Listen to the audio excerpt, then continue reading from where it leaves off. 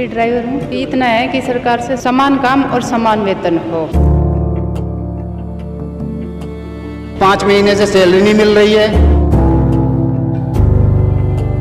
आपके सामने मैं पब्लिक की समस्याएं रखूंगा। अगर आप सॉल्व करना चाहें, आप भगवान आपको मौका दे, तो आप इन बातों को ध्यान में रखिए प्लीज।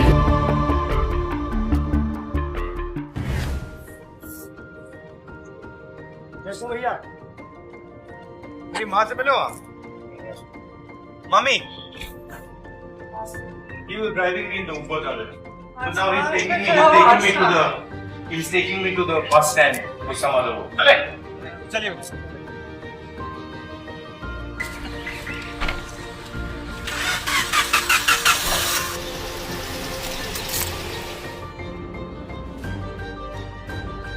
नमस्कार, कैसे हैं आप लोग? नमस्कार जी, नमस्कार। नमस्कार नमस्कार। बैठ जाओ यहाँ। बैठो।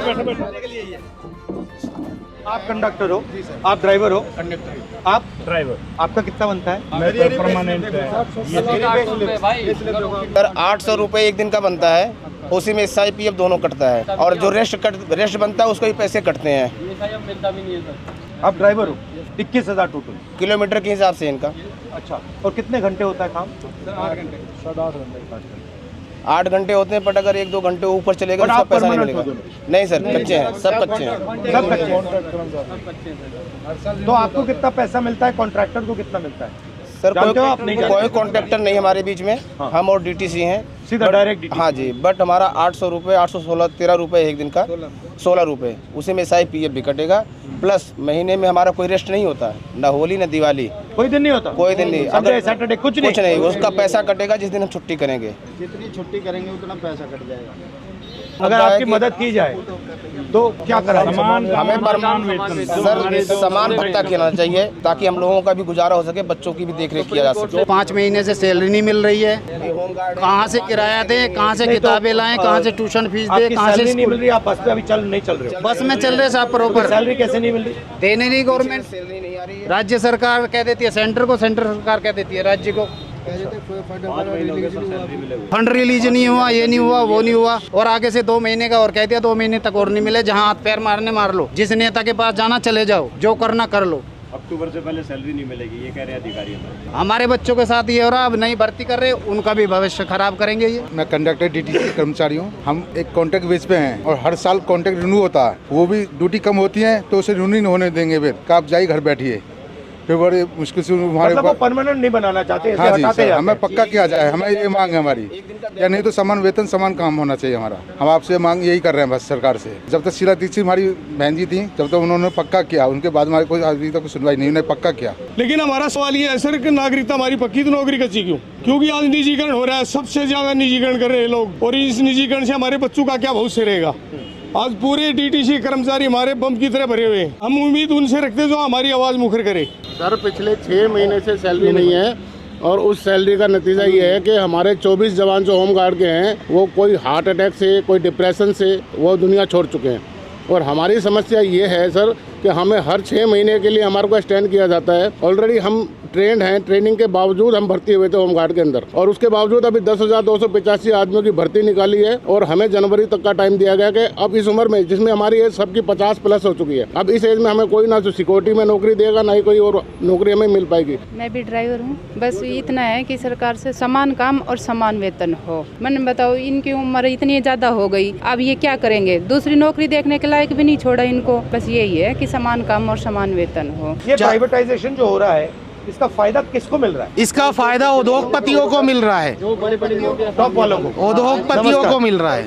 आप एक्सपीरियंस हैं, कब से चला रहे हैं आप? मैं जब चला नहीं रहा, मैं अंदर हूँ वर्कशॉप के अंदर, और मैं वर्कशॉप में? हाँ, जब से और संभाला है, गाय और बिछड़े के समय से मैं कांग्रेस का हो रहा हूँ, और मुझे बहुत खुशी है मेरे लिए, मुझे आपसे मिलने का सौभाग्य मिला। और आपके सामने मैं पब्लिक की समस्याएं रखूंगा। अगर आप सॉल्व करना चाहें, आप भगवान आपको मौका दे, तो आप इन बातों को ध्यान में रखिए प्लीज। क्योंकि इसलिए आया हूं यहाँ। ये आम आदमी है, ये आपकी ही जनता है, और अब आपसे प्यार करने वाले हैं कांग्रेस के नाम से। बताइए। ठीक है सर।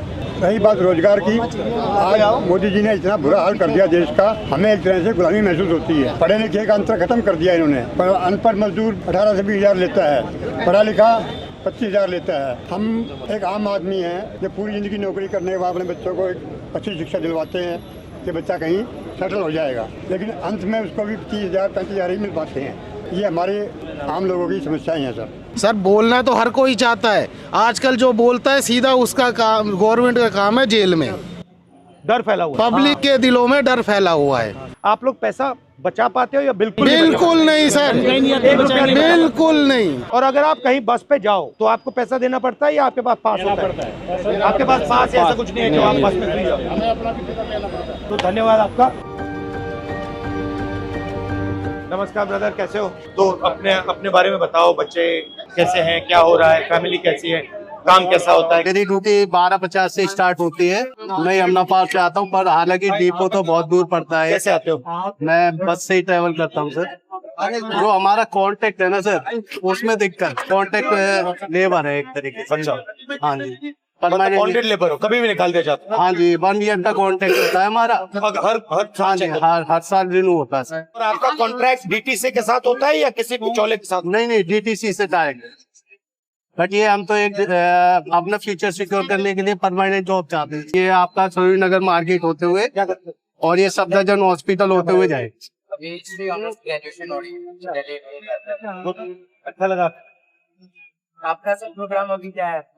बस कंडक्टर से, बस ड्राइवर से बात कर रहा था, मैं देख रहा था इनकी मतलब मुश्किल क्या है, प्रॉब्लम क्या है, थोड़ा समझना चाह रहा था। क्योंकि मैं पहले जो ट्रेन ड्राइवर्स थे उनसे मिला था, तो फिर बस ड्राइवर ने मुझे कहा कि बस ड्राइवर से भी आपको मिलना चाहिए, उनकी भी समस्या है। तो यहाँ पे इनकी पेमेंट की समस्या है, होम गार्ड की समस्या है, तो ये मैं थोड़ा समझने की कोशिश कर रहा हूँ। मास रीच तक पहुंचे, बस वही कि लोगों को पता लगे कि आप बस में बैठ रहे हो, मगर ड्राइवर को क्या करना पड़ता है, कितना पैसा मिलता है, कितनी मुश्किलें हैं, कंडक्टर को क्या भुगतना पड़ता है, फिर सिटीजन जो आ रहे हैं उनको क्या क्या, ये आइडिया। थैंक यू ब्रदर, धन्यवाद भैया, अच्छा लगा आपसे। ओके,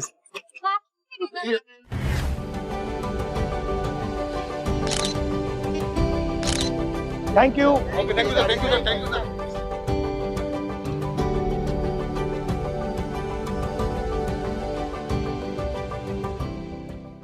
हमसे जुड़े रहने के लिए हमारे YouTube चैनल को सब्सक्राइब करें और नई वीडियो की नोटिफिकेशन के लिए बेल आइकॉन को दबाएं।